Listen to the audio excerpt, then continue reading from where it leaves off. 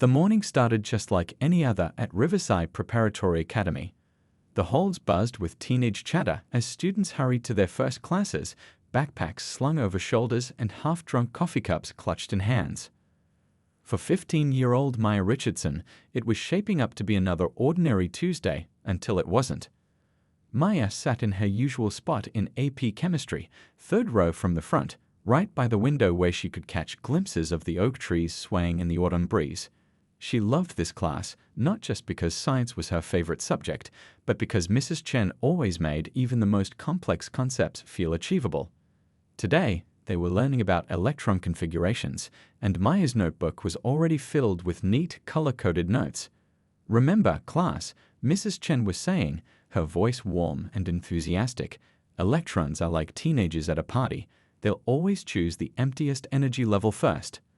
The class chuckled at the comparison, and Maya smiled as she jotted down another note.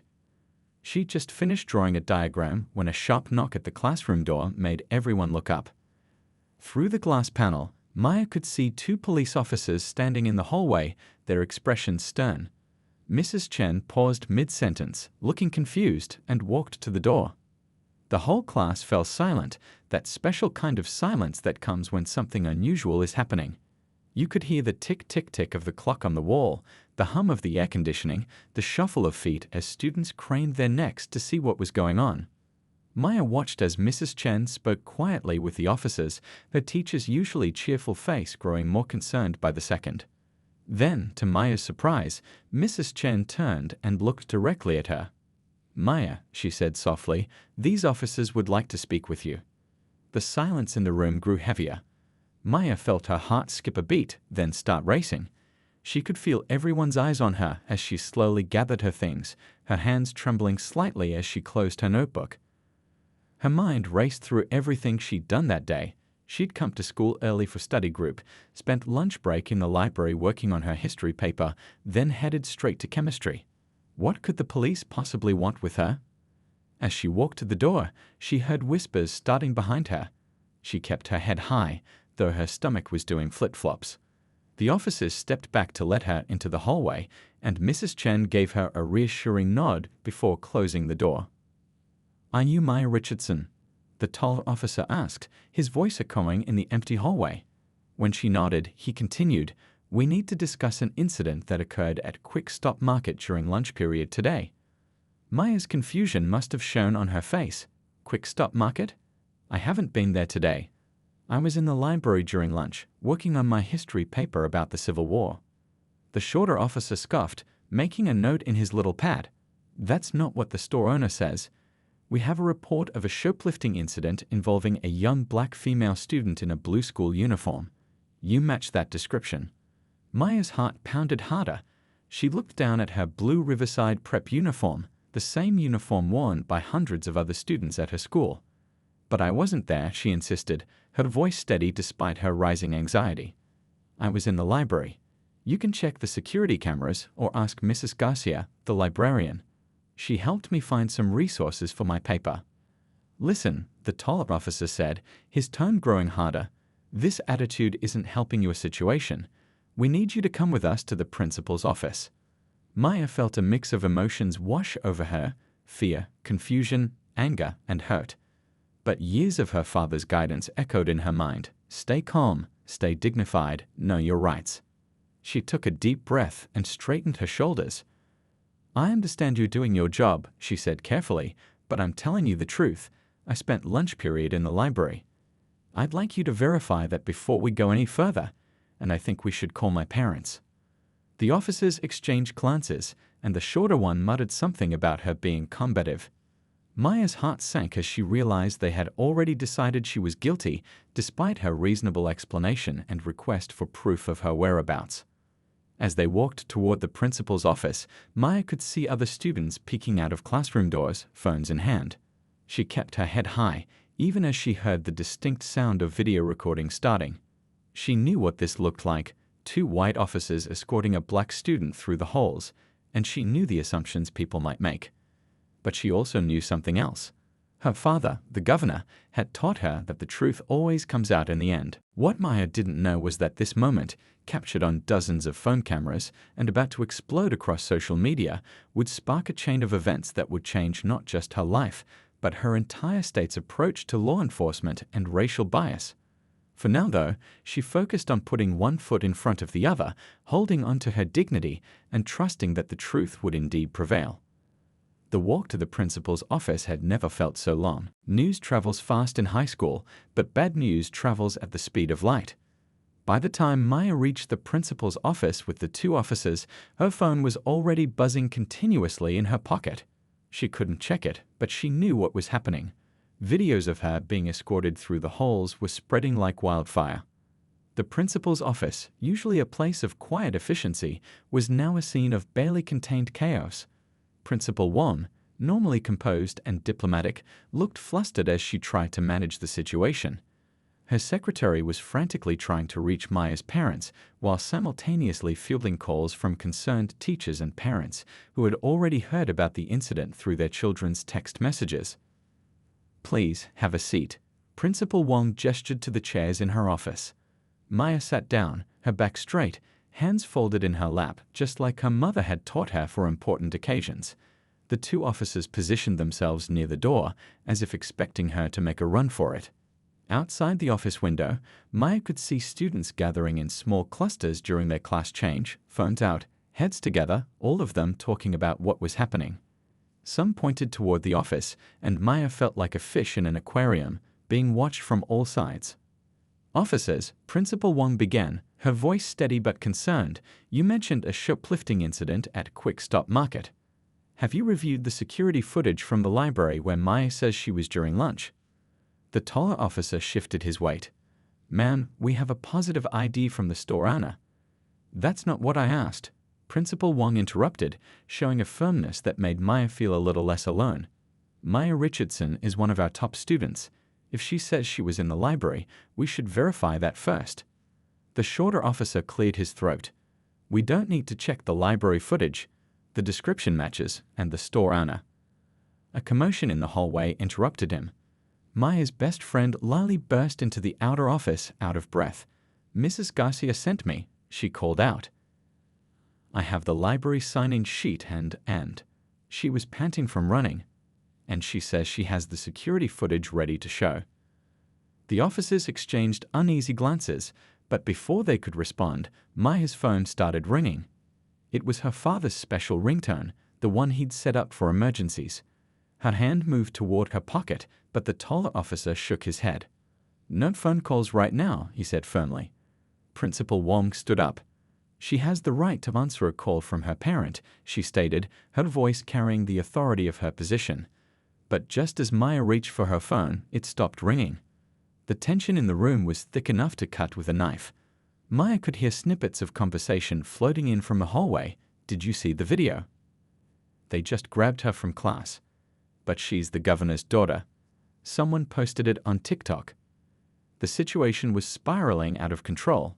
Videos were being shared, comments were flying, and social media was doing what it does best, turning a local incident into a viral sensation.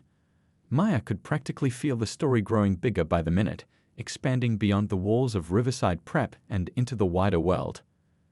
Then something unexpected happened. The school's security guard, Mr. Thompson, appeared at the door, tablet in hand. "Principal Wong," he said, his voice urgent but controlled, "you need to see this." He held out the tablet, which showed security footage from the convenience store. The alleged shoplifter was clearly visible. A young black girl in a blue uniform, yes, but that's where the similarities ended. This girl was at least 5 inches shorter than Maya, with a completely different hairstyle. The officers' faces changed as they watched the footage, but they didn't back down. Instead, the shorter one said, "Well, she could have an accomplice." He was cut off by a new voice from the doorway. "I think we all know that's not true." Maya's heart jumped. It was Mrs. Garcia, the librarian, holding her own laptop. "I have the library security footage right here, showing Maya at her usual table from 12:15 to 1:00 p.m., working on her history paper. Would you like to see it?" The officer's demeanor shifted subtly, but they still maintained their authoritative stance. The taller one started saying something about following protocol and necessary procedures, but his words were drowned out by a new wave of commotion from outside. Through the window, Maya could see news vans pulling into the school parking lot. Her father's ringtone sounded again, and this time, even the officers seemed to realize they couldn't stop her from answering. Maya's hands shook slightly as she pulled out her phone. But before she could answer, Principal Wong's secretary burst in. "Governor Richardson is on his way," she announced, slightly out of breath. "He's 5 minutes out." The atmosphere in the room changed instantly. The officers straightened their uniforms, shooting nervous glances at each other. Principal Wong took a deep breath, looking both relieved and concerned. And Maya? Maya felt a mix of emotions she couldn't quite sort out. Relief that her father was coming, worry about how big this had become, and a growing anger at the unfairness of it all. But mostly she felt tired. Tired of being judged by her appearance. Tired of having to prove her innocence when she'd done nothing wrong. Tired of knowing that if she'd been a different color, this probably wouldn't have happened at all. As they all waited for the governor to arrive, Maya could hear helicopters circling overhead. News helicopters, probably. What had started as a simple case of mistaken identity was about to become something much bigger. And somewhere in the back of her mind, Maya remembered something her father always said: sometimes the biggest changes come from the smallest moments. She had no idea just how right he would turn out to be. The next 15 minutes in Principal Wong's office felt like watching a movie where everything happens at once. Mrs. Garcia had set up her laptop on the principal's desk, the security footage from the library playing on repeat. It showed Maya clearly, sitting at her usual corner table, surrounded by books, occasionally pushing her glasses up her nose as she typed on her laptop. Timestamp shows 12:22 p.m., Mrs. Garcia pointed out, her finger tapping the screen. That's right when the shoplifting was reported at Quick Stop Market. She flipped through more footage, showing Maya gathering her books at 12:58 p.m. and heading straight to chemistry class. The convenience store owner, Mr. Patel, had rushed over to the school after hearing about the confusion. He burst into the office, still wearing his Quick Stop apron, holding his phone with the store's security footage pulled up. His face was flushed with embarrassment and concern. "This is a terrible mistake," he said, shaking his head. "The girl who took items, she is much shorter, different hair. I was helping customer when security system alerted. Only saw blue uniform when I looked up." He turned to Maya, his eyes filled with regret. "I am so sorry, young lady. I should have looked more carefully." The two officers stood awkwardly by the wall, their earlier confidence deflating with each new piece of evidence. The shorter officer kept adjusting his collar, while the taller one seemed very interested in his shoes. Outside, the situation had turned into a media circus. News vans lined the street in front of the school, their satellite dishes reaching into the sky like metal trees. Reporters stood in front of cameras, gesturing toward the school building as they delivered their live updates. Students had gathered in groups around the parking lot, many still recording with their phones. Principal Wong's secretary poked her head in. "The video has over 100,000 views already," she reported quietly. "It's trending on 3 different platforms." Maya felt overwhelmed by it all. She'd always been the kind of student who flew under the radar, top grades but quiet, involved in clubs, but never seeking the spotlight. Now her face was all over social media, and news helicopters were hovering over her school like giant mechanical dragonflies. "The actual shoplifter has been identified," a new voice announced. Everyone turned to see the school's resource officer standing in the doorway. "She's from Westfield High. Their principal just called. Apparently she's already confessed." The taller officer finally spoke up, his voice less authoritative than before. "We still followed standard procedure." "Standard procedure?" Mrs. Garcia interrupted, unusually sharp for a librarian. "Is it standard procedure to ignore an alibi? To refuse to check readily available security footage? To pull a student from class based solely on a vague description?"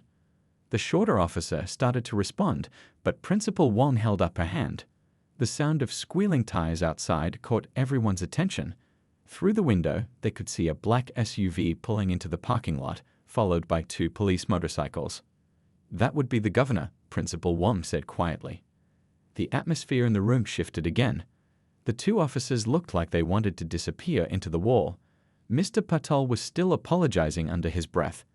Mrs. Garcia stood straighter, her laptop clutched to her chest like a shield. And Maya just felt tired. The kind of tired that comes not from physical exhaustion, but from carrying the weight of other people's assumptions. A commotion erupted in the hallway. Maya could hear voices, footsteps, the click of cameras. Her father was coming, and with him would come even more attention, more cameras, more questions. But something else was coming too: accountability. Through the office window, Maya watched as reporters surged toward the main entrance, their cameras flashing like lightning. She thought about all the other kids who'd been in similar situations, but didn't have a governor for a father. Who didn't have security footage to prove their innocence? Who didn't have the power of social media pushing their story into the spotlight? The truth had come out, yes, but Maya realized that the real story wasn't just about proving her innocence. It was about all the times this had happened before, all the times it would happen again, unless something changed. She remembered what her father always told her: when truth meets power, that's when real change begins. As she heard her father's familiar footsteps approaching the office, Maya straightened in her chair. The truth had emerged, but this wasn't the end of the story. In many ways, it was just the beginning. The officer's mistake was about to become more than just a viral video or a news headline. It was about to become a catalyst for change. And somewhere in Quick Stop Market, a security camera was still recording, its footage now part of a much bigger story than a simple case of shoplifting. A story about assumptions, about justice, and about what happens when the truth finally comes to light. Governor James Richardson was in the middle of the most important budget meeting of the year when his phone buzzed. Normally, he never checked messages during crucial meetings. It was one of his strict rules. But this was his daughter's emergency ringtone, the special one they'd set up together on a lazy Sunday afternoon. "Excuse me," he said to the room full of officials and advisors, reaching for his phone. His chief of staff started to protest. They were discussing a billion-dollar infrastructure project, but something in the governor's face made him stop. The governor's hands, usually steady as rocks during even the most stressful negotiations, began to shake as he read the stream of messages. First came the text from Principal Wong about Maya being questioned by police. Then the video links started pouring in from his staff. His daughter being led through school hallways like a criminal. His Maya, who spent her lunch breaks in the library and tutored younger kids after school. The room fell silent as they watched their usually composed governor's face change. They'd seen him handle natural disasters, political crises, and heated debates without breaking a sweat. But this was different.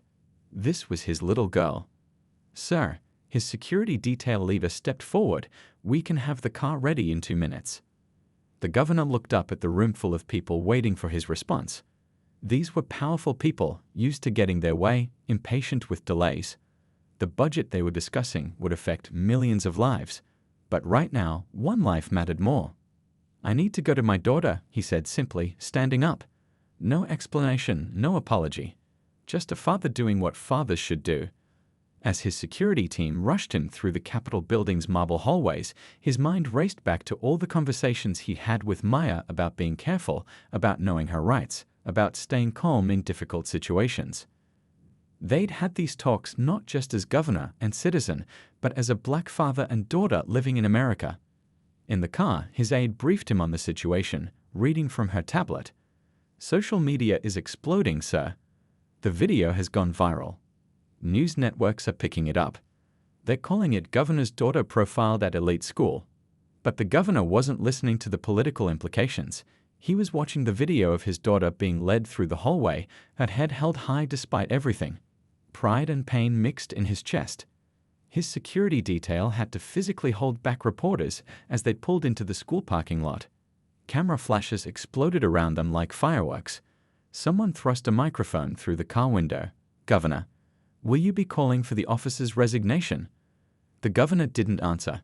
His mind was on something his own father had told him long ago. Power isn't about what you can do to others. It's about what you can do for others. As he walked toward the school entrance, he could hear the whispers and gasps. People expected to see the governor in his usual sharp suit and tie. Instead, he was wearing the casual sweater and slacks he'd put on for the budget meeting. He'd been trying to create a more relaxed atmosphere for the negotiations. Now, he looked more like a regular dad than the head of the state. Inside the school, the hallways fell silent as he passed. Students who had been excitedly recording on their phones lowered their devices, struck by the expression on his face. This wasn't the polished politician they were used to seeing on TV. This was a father heading to help his child. Principal Wang's secretary jumped to her feet when he entered the outer office, but he barely noticed. Through the glass partition, he could see Maya sitting straight-backed in a chair, looking so much like her mother it made his heart ache. But before he went in, he paused. Taking a deep breath, he remembered another lesson from his father. The first reaction is emotional. The second reaction is strategic. The third reaction is the one that changes things. He had all three reactions fighting inside him right now. The emotional father wanted to storm in and demand answers. The strategic governor knew this could be a turning point for police reform. But it was the third reaction, the one that could lead to real change, that he needed to focus on. His hand rested on the door handle. Behind him, he could hear the growing crowd of reporters, staff, and onlookers. Above, helicopters still circled, their rotors beating against the autumn sky. His security team stood ready, waiting for his move. In that moment, Governor Richardson made a decision that would shock everyone: the press, the police, even his own staff. He wasn't going to handle this as a governor throwing his political weight around. He wasn't going to call for immediate resignations or make dramatic pronouncements. No, he was going to handle this in a way that would not only help his daughter, but might just help change the system itself. Because sometimes the most powerful response isn't the most obvious one. Taking another deep breath, he opened the door to Principal Wang's office, ready to show everyone a different kind of leadership, one that could turn a moment of injustice into a movement for change. When Governor Richardson walked into Principal Wang's office, the room fell so quiet you could hear the wall clock ticking. Everyone expected him to make a grand entrance, to unleash his authority as the state's highest official. Instead, he did something that surprised them all. He walked straight to his daughter, knelt beside her chair, and asked softly, "Are you okay, sweetheart?" Maya nodded, trying to stay strong, but her lower lip trembled slightly. Her father squeezed her hand gently before standing up. He looked around the room, taking in everyone present, the two uncomfortable officers, Principal Wang behind her desk, Mrs. Garcia with her laptop, and Mr. Patel still clutching his phone with the store footage. "Please," he said, pulling up a chair next to Maya, "continue with what you were discussing before I arrived." The officers exchanged nervous glances. The taller one cleared his throat. "Sir, we were just following standard procedure." "I understand."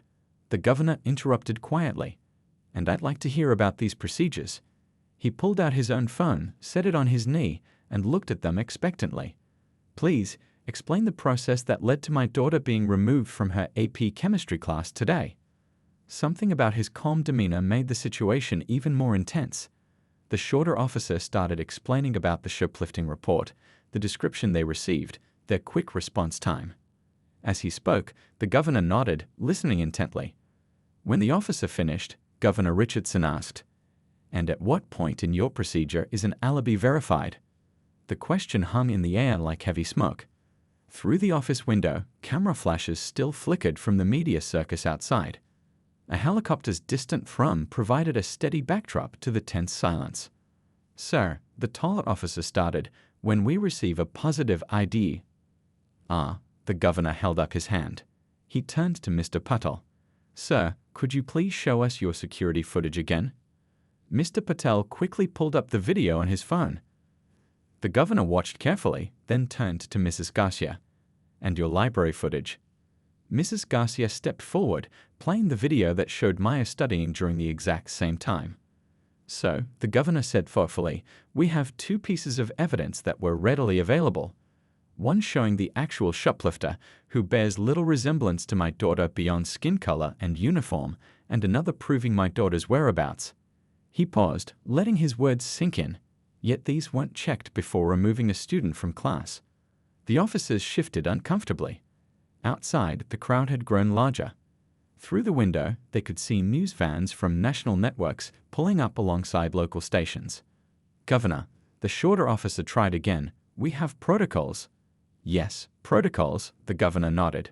Let's talk about those protocols. He pulled up something on his phone. My staff just sent me some interesting statistics.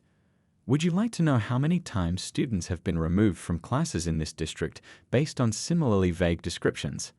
And would you like to see the demographic breakdown of those incidents? The room grew even quieter, if that was possible.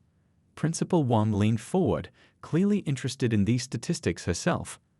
But, the governor continued, his voice still calm but carrying weight, I don't think diving into those numbers right now is the most productive approach. He looked at both officers. Instead, I'd like to hear your thoughts on how we might prevent this from happening again. This wasn't what anyone expected. The media outside was probably waiting for him to call for resignations or make angry demands. His own staff likely had prepared statements condemning the officer's actions. But Governor Richardson had something else in mind. Sir, the taller officer said, looking confused, aren't you asking for our input? I am, the governor nodded. Because you two are in a unique position right now. You've just experienced firsthand how current protocols can lead to mistakes. Mistakes that affect real people, real families. He gestured to Maya, who was watching her father with growing understanding. Who better to help fix the system than those who've seen its flaws up close? Mr. Patel, who had been quiet for a while, suddenly spoke up. I too make mistake, he said. Maybe we all need better way to handle these situations. The governor smiled for the first time since entering the room. Exactly. Mistakes were made today, yes. But what matters now is what we learn from them and how we use that knowledge to create change. He turned to the officers again. So, gentlemen, would you be willing to be part of the solution?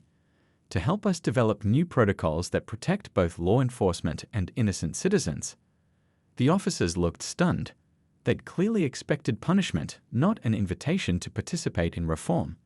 The shorter one glanced at his partner before speaking. You're not calling for our badges. Taking your badges wouldn't solve the underlying problem, the governor replied. But your help in fixing the system, that could prevent hundreds of similar incidents in the future. Principal Wong was nodding now, understanding where this was going. Mrs. Garcia wiped a tear from her eye. And Maya looked at her father with pride, finally seeing the full picture of what he was trying to achieve. Outside, the media was still waiting for a dramatic confrontation for anger and accusations. Instead, in that small office, something far more powerful was taking place, the beginning of real change, built on understanding rather than punishment. The governor reached for his daughter's hand again, squeezing it gently. He knew there would be more challenges ahead, more difficult conversations to have. But sometimes the first step toward fixing a broken system isn't breaking it down further, it's inviting everyone to help rebuild it, even those who were part of the problem. The next morning, the governor's office was buzzing with activity. News outlets across the country had picked up the story, but not the one they expected. Instead of headlines about anger and demands for justice, the morning shows were talking about something different. Governor turns crisis into opportunity for change. Governor Richardson sat at his desk, tie loosened, sleeves rolled up, surrounded by stacks of papers and 3 computer screens. On one screen, social media was exploding with the viral video of yesterday's incident. On another, emails poured in from police departments and civil rights organizations across the country. The third showed a document he was working on, the first draft of what would become the most comprehensive police reform program in the state's history. Sir, his assistant poked her head in, the 2 officers from yesterday are here. The governor looked up, surprised. He'd invited them to be part of the reform committee, yes, but he hadn't expected them to show up first thing in the morning. Send them in, he said, standing up. The officers entered, looking different from yesterday. Gone was their defensive posture, replaced by something that looked like a mix of shame and determination. The taller officer spoke first. Sir, we couldn't sleep last night, he said. We kept thinking about what you said, about being part of the solution. He paused, glancing at his partner. We've been talking, and we have some ideas. The governor gestured for them to sit down. I'm listening. For the next hour, the officers shared their perspectives from the ground.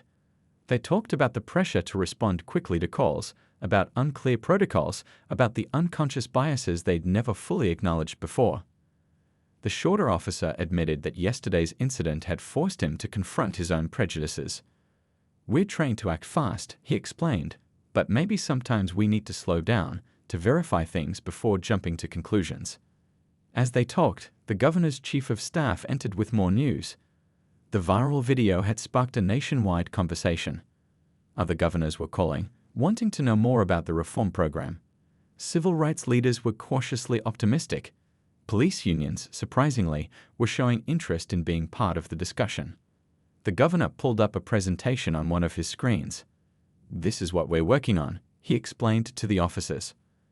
"A comprehensive reform program that includes anti-bias training but goes beyond that.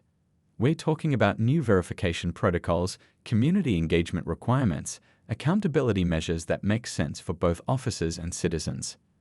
He clicked through slides showing different aspects of the program: body camera policies, de-escalation training, community oversight boards. But what caught everyone's attention was the section titled "The Human Factor."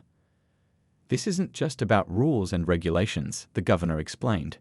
"It's about changing how we see each other. Every person stopped by police is someone's child, someone's loved one. Every officer making those stops is also someone's family member trying to do their job safely." Just then, Maya appeared in the doorway. She'd asked to come to the office before school, wanting to be part of this process. The officers tensed slightly when they saw her, but Maya's response surprised them.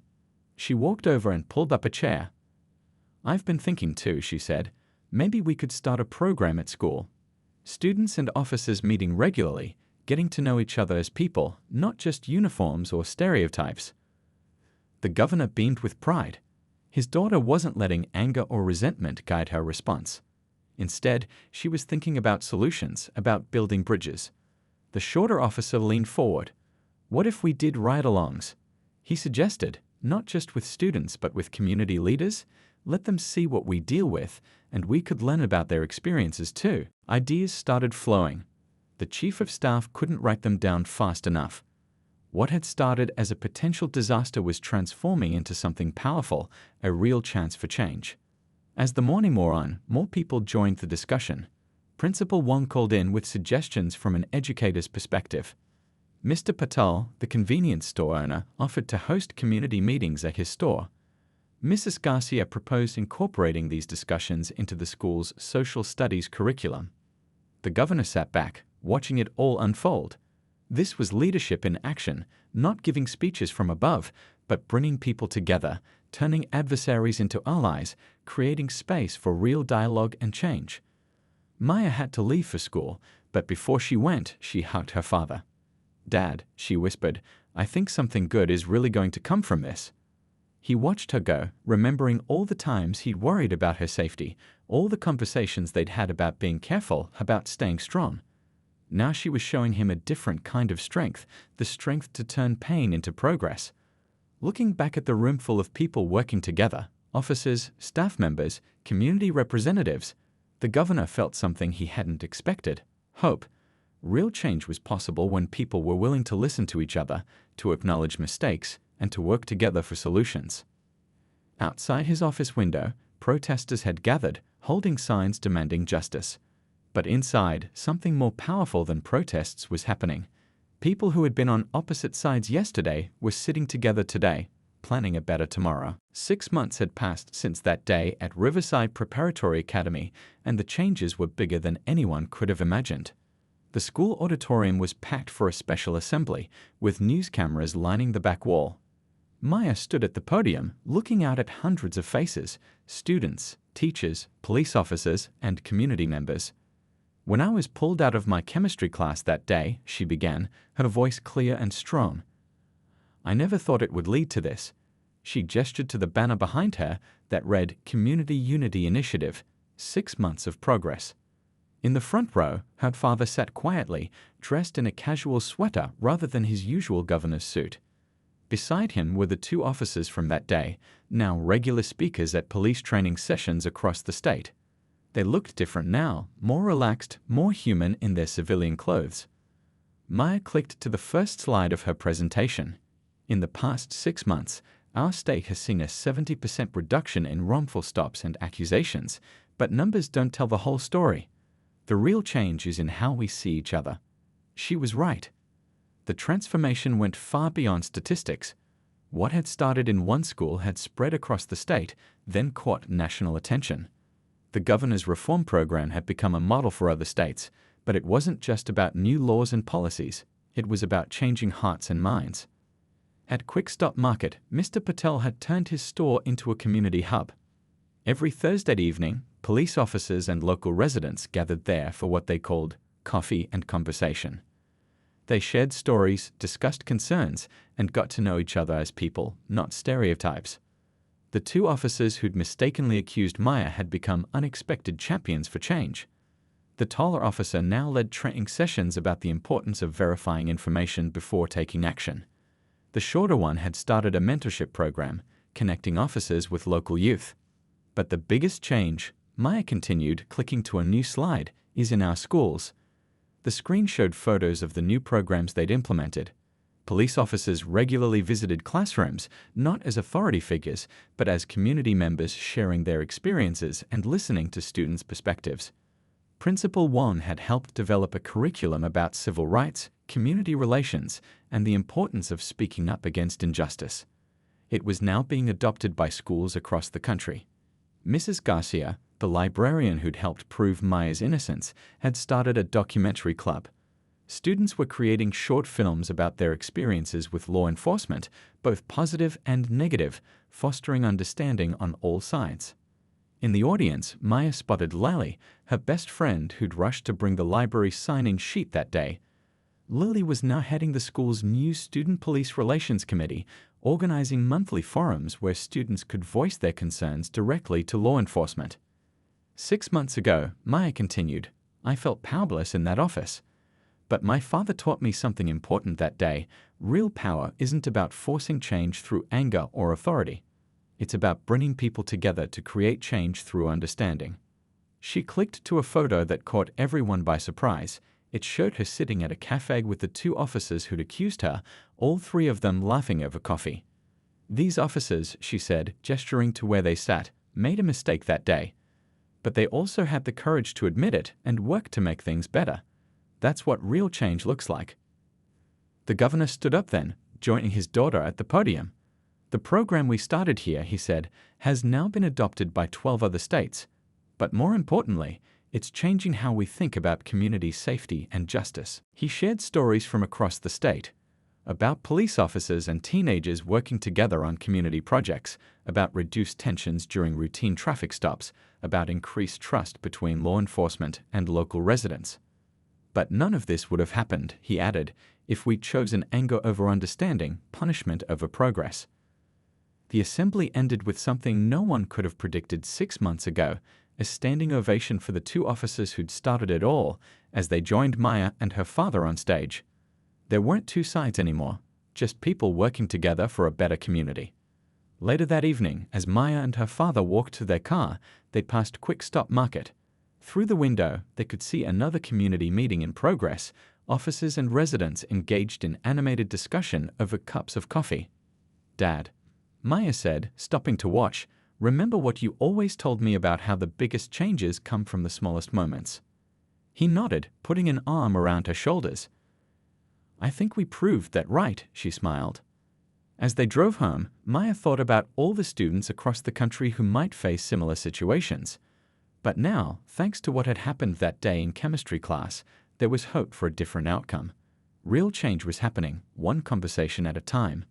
And it all started because a governor chose to be a father first, because two officers chose to learn rather than defend, because a community chose to come together rather than fall apart. Sometimes the worst moments can lead to the best changes, if we're brave enough to see them through.